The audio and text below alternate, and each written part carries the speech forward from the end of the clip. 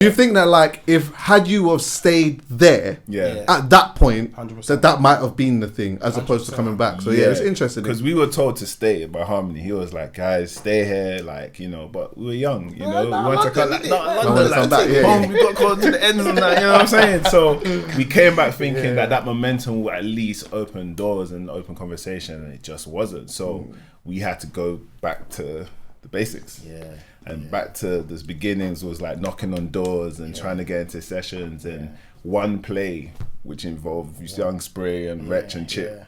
Really? We made a record called Proud. Yeah. It was like a big North London anthem tune, right? Yeah.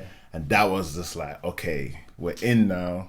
We're working with Wretch, you know what I'm saying? We wanted to, but we already worked with Chip at that time. Yeah, Chip was coming to my mum's house. Because I was at uni in 2010. And he was coming to my mum's house in Thamesmead. Yeah, let's talk about them actually, because I noticed that like they, in terms of spitters, they both have a thing that I really love Wretch and Chip in regards to like what I like in rapping. I think maybe the best way of putting it is they fit within my default. There's other little styles that I might listen here and whatever, but if I go to my default, they will be in my default. 100%. They have all these different gears and a lot of substance in the directions in which they go. Do you get what I'm saying? They can go on the microphone and just say a bunch of madness, but then they could also really articulate how they feel, what they think, what they don't like, what they do like. You know what I mean? Whatever it may be. And I noticed that they work, both of them, especially Wretch in particular, work with you heavy. What makes them good from a recording aspect? That's a good question. I think, let's say like both of them, but I would say with Wretch is the love for the art. Like Wretch's love for music is undeniable. Like he can call at any moment of the day, like, yo, you heard this Alex Isley tune?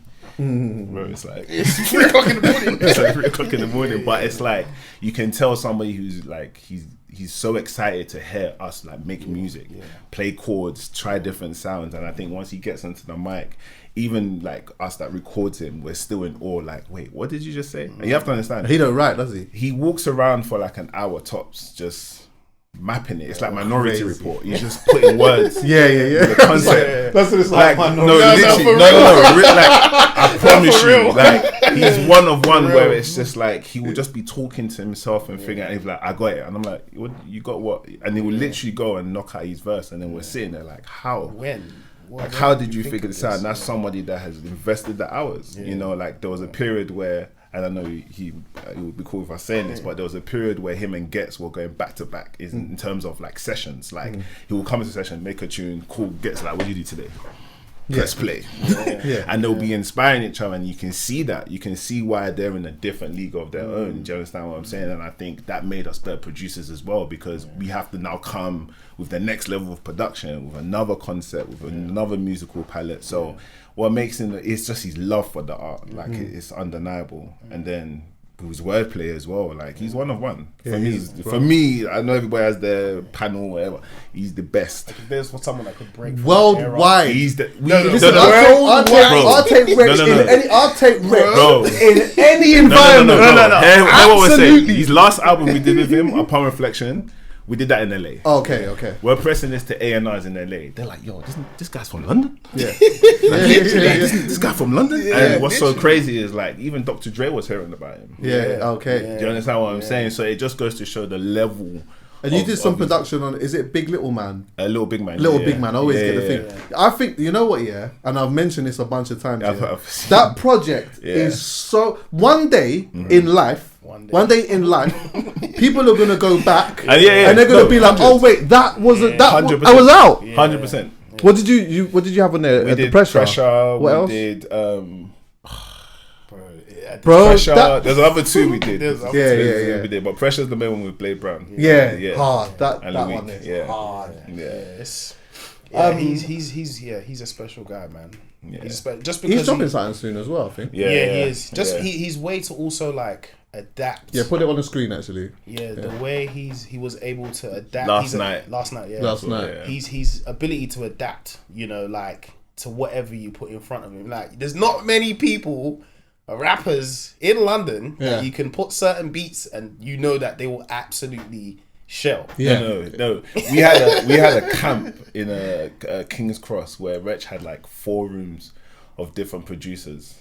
Us, Casa, P2J, EY. Wretch was just hopping in each room, bodying. Is it? Okay, press play, record it, boom, scary. send the session, next tune. Like, and I'm looking at him like, oh yeah, you're different. You are. Like, if there was a person that was gonna cross over and really blow there, like he could take on the J. Cole's. Like, 100. Like, he could. He can. Like nice as well. Yeah. Like, not Comfortably. Comfortably. Like, come outside. He can. Easy. Do you get what I mean? Yeah. But you know, the game is the game, isn't it? The game is the game. And one of the things I like to ask in my conversations with people that are within studios is, I always tee it up almost the same in saying that a lot of people, like, see, when it comes to studio sessions, the average person would probably find it quite boring. Yes. 100%. Because sometimes there's just nothing. There's just a lot of nothing happening. True, sometimes, But that's actually one of the reasons why I love being in the studio. I've been in so many different sessions. I've watched so many different people recording and whatever.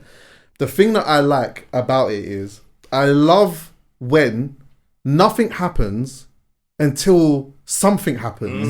Do you get what I'm saying? Where like a conversation or somebody coming in or something happens that changes the whole course of this thing, and then something is made. Magical. Yeah. When I say that, like, what comes to mind when you think about some of the sessions that you've been in? Like, has there been a session where someone's come in, something's happened, someone, whatever it may be, and it's almost just changed the session and you've created something out of that? Multiple examples. So many examples. I think majority of our sessions always starts with a therapy session. Everyone comes in, the artist comes in, it was just talk about life. It was just like, man. Give me a direct one. But it's probably different for the both of you, right? Because will have different. Do you know what? We actually probably have the same. Yeah. First who comes to mind is Pooh Bear. Oh, Pooh Bear is. Like Pooh Bear's processing is one of the most scarily good processes I've seen. For people who don't know who Pooh Bear is, Pooh Bear is an amazing, legendary songwriter. He's worked with Usher. He's notoriously known for the Purpose album, Justin Bieber, and what's the EP? Journals EP with Justin Bieber, and he's just like a legend. Peaches and Cream 112, like GOAT, right? And he literally, like I said, the first session we had with him, we went into the session, and obviously we're like, this is Pooh Bear, bro. Like, this is a moment. Like, this ain't no small thing, you know. And we've got like ideas, we've got chords, we've got everything. And he's just like, so how are you guys? I'm like, okay, this is going different. Like, on the human to human thing, he's like, we're talking. He's like, oh, you're from London, right? Okay, cool. He's doing his thing. He's talking to us. We're like, okay, this is different. He's like, okay, so like, what do you have? We're playing him beats and stuff. He's like, yeah, take the drums off. Yeah, it's too much. Like, what? Like, this is like a lesson for us. I take all the drums off. It's just too much. It's too much. The chords are on loop, and then he's just like, do you know what would be nice to say to somebody? That's the spirit, man. Yeah. I'm like, what's my man on? No, literally. Like, but in his head, he's already like halfway through the song. He's already carved it. Right. He's carving it in. So I'm seeing what he's doing is he's basically feeding off of our reaction. Like, yeah, that would be nice. You know, the world is crazy and this and that. It's like, yeah, man. Put the mic on. Bro, within an hour, song done. And then he's so efficient, like in 5 hours, 5 songs. And then every single one of those records are placed. Yeah. Because he's done it so many times. So his experience is just like conversation, straight to the point. We're here, we know what we're here to do. We're here to make great timeless songs. Whereas other people come to the studio session 2 hours late, hide, you know, we're just like, so what do you want to do today? No, like, what do you want? I'm like, you're the artist. Do you get what I'm saying? So you have a variety of different kind of sessions, but I think for us I think for me personally as well, like when we have an in-depth conversation, like when we speak things out, it's like it leads us to what the song's gonna be, you know, because as you're saying something about your day, we're putting up chords that fit there, and then before you know it, like Love of My Life, for example, Shea Universe, that's a prime example, and that's an example I could actually tell you, like, she at the time was dating a guy, And he was in the room, and you know the love is in the room, innit? Yeah. Like she's like, LA infatuation. We're in LA. This was her first time coming to LA. First time coming to LA. So she's like, oh my god, the sun and everything. So we're just like, so what do you want to do? She's like, I'm just in love, like, you know what? Okay, cool. So we pull up the guitar sample and we're making the song, and she's literally writing the song with him across the booth. Is it? That's how detailed it is, and I'm, you know, we're talking about like the feeling of love, and you hear it in the record. So it varies, man. The sessions can go. Did she vocal it with him there as well? Right there. There and then. I was like, do you want to leave? You know what? Like, I would feel like an absolute gorgon. I'm telling you. I'm with my gal in LA, and she's writing. She's an artist, and she's writing, and she's like, then in the booth. Love of my life. No, literally. Like, I said, what? You see, after this session done, what do you want? Go back now. Like, what are you saying? Yeah, it's food. Literally, but that's how you get the best art, because it's real, it's organic. Like I could literally, as I'm recording it, like seeing them, like look at it, just like that's good. You know, so moments, man. Yeah, I love them. I've seen a few of them, man. I remember one time watching Giggs record, and he would do sometimes the line, you know what I mean? He'd go in, he'd drop 2 lines, and then he'd come back out again. Then he comes back in, he drops a couple more lines or whatnot, and then he's like, he's just in his head. And then once you start playing it back, you're like, oh my god! Especially then when he starts flinging in the ad libs or whatever else. When it's pieced together, it's nuts. Actually, do you know what as well? It's like spending so much time around Angel, like watching him record, like back then was really good. That was like quite inspiring too, because to be fair, like you could be in the studio with A and nothing's going on. Bare man are there, there's all kinds of stuff going on or whatever, We're just having a conversation, people are smoking, it is what it is, And then all of a sudden, he sort of like comes away from the conversation. It's like we're all vibes and whatnot, and then he's just off a little bit, and then you'll just see him just like playing around on the thing. But everyone's still talking, he's playing around, and then after a while you start realising, oh wait, 1 second, I think my man's cooking up. So then everyone goes a little quiet, and then he's adding this and that, and boom. And then it's like that starts looping, and then he's like trying to find the hook or whatever. Yeah, man. Yeah, that for me, if I in my head, one just came to me now. I think the 6-word session I was thinking of that, was quite monumental. It was quite like an out of body experience. Oh. And the reason why I say that is because like that was the first time that someone actively said to us, "This is a hit." Like, you know, when people say stuff like that and whatnot, like, you know, everyone's idea of what a hit record is like very, very different, right? But being in that moment, bro, the tune wasn't done. We only had the chords on loop, and we were building it. So our process of making music now has changed considerably, right? But then times there was no splice, there was no like none of that. So everything we were doing, we were playing physically in the session, right? Most producers will say they don't really like to make the beat in the session. They'd rather make it at home or whatever, come to the studio, bring the idea in, and play like 10. Bro, we were making these records fresh, boutique, there and then. You see when you go to get a trim? Yeah. It's not like the barber's like, oh yeah, like, you know, I've got like an idea. No. It's there and then. You watch your hair go from nothing to something. That session was that. The chords were playing, him and Varen had written the song, and he looked at Mike and I was like, it's gone. I'm telling you. No, it's gone. Like, he was slapping man, was like, no, it's a hit. This is gone. I'm like, bro, what are you talking about? Like, the beat is not done. Do you get what I'm saying? This was when we obviously thought that the beat was probably more important than the song. Right. At the time, you know, a lot of people may not understand that the song is way more important than the beat, right? Because that's what a baby will sing back to you, right? 100%. The melody of a song.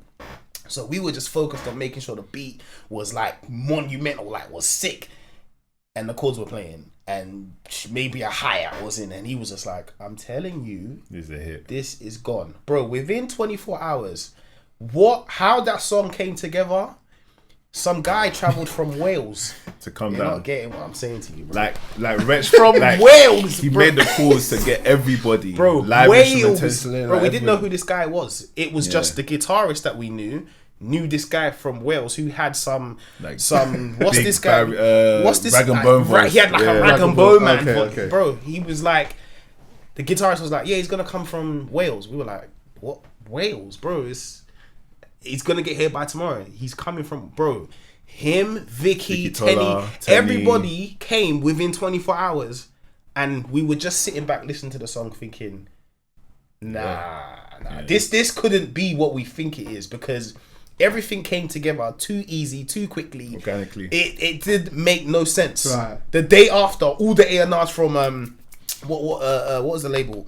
Ministry were in the studio saying, yeah, this is the one. This is the one. Now you got to think of it. 2 boys, 23 years old, they're saying this to us. We're thinking, this, it's a sick song, but the way you lot are so sure about this is a bit.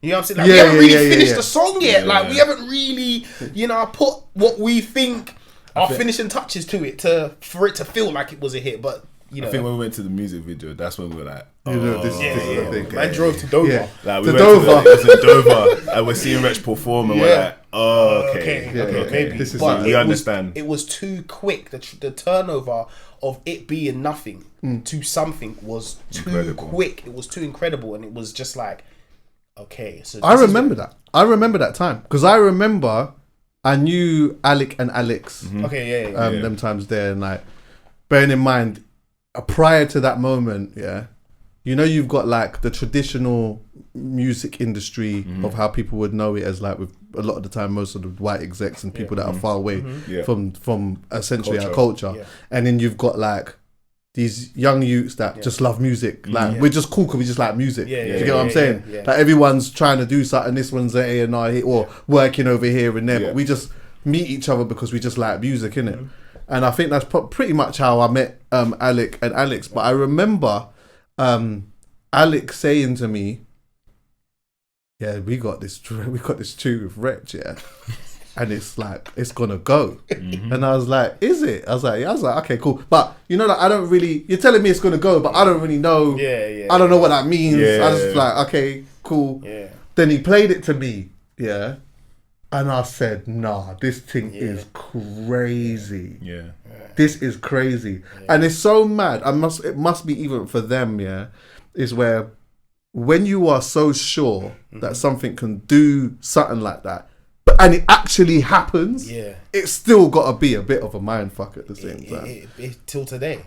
That song changed my life. It was the beginning. See, people think, the Ariana Grande. That, for me, the Ariana Grande was just numbers. That's just adding to, what the PRS check looks like. That's just adding to. I'm being so honest. But if we're talking about like a impact, a shift in how people are now looking at credibility, because that made everyone go like, okay, so who made this and who are they? Yeah, do you understand what I'm saying? That's what made the A&R in America be like, who made this? Do you get what I'm saying? Like, it wasn't what we thought it was going to be. It's always the one that you just think, this is a sick song. Because we had other songs on the album, we're like, nah, this is the one. Like, but that's the one that, everybody was just like, this is an incredible record. Yeah. So, that really began it, and then that opened the door. And then that's how everybody else, that's how we started getting on Krypton Conan. That's how we started getting on Tiny Temper. That's how we started getting Mel C. That's how we met Storms. Oh, really? Yeah. You did Birthday Girl. Yeah. Velvet. Crazy. So what, did you record that together as well? Like, did Birthday Girl come together? Or it's a story. Yeah, literally, we recorded it together. Yeah, Birthday Girl was a crazy one because that's the it was in Mikey's mum's house. No, we finished it. He finished it there. Well, we finished in our studio. Like, that was Stormzy, 4:00 in the morning, just like, yo, do you know what every girl's gonna need? I was like, what? A song for their birthday? I said, okay. But you know what it is? Like, he was right, because to this very day, every single day. That's what she used. Did you, when you heard it, did you know, okay, this 100%. could be, when he came up with the hook first, right? When he was doing that first, I was like, oh, okay, you got one. He knew. Yeah, still, I just saw. Did you see the video clip of him just recently when he found out? You see that? Yeah, that's the same energy he had in the studio when he made that. Yeah. Is it? Like, he's just like that. Like, it's funny to see him surprised when you intentionally did it. Like, you went into the room with Chasing Status knowing that this song was gonna do something, but you to didn't see know, him, be like, you're lying. Number one. Yeah. There's a love for it. There's video footage. Maybe you can put it on the screen, EA. But I don't know. You don't want to maybe put the sound. But he is in a helicopter, which is just such a stunt. Coming from a wedding. This guy's come from a wedding, Yeah, because I think boy's wedding. Yeah, so he was at his boy's wedding, but he needed to perform with Chase and Status. Oh yes, I remember. He jumped on a helicopter in his suit, everything. Yeah. Even when he's on stage, you just see him change his shoes to his trainers. Yeah. This guy is a G, committed. But he's on the helicopter, and I think he finds out, and he's just surprised, and his face is like, what? It's like, bro, like you've done it enough times now to know that. Yeah.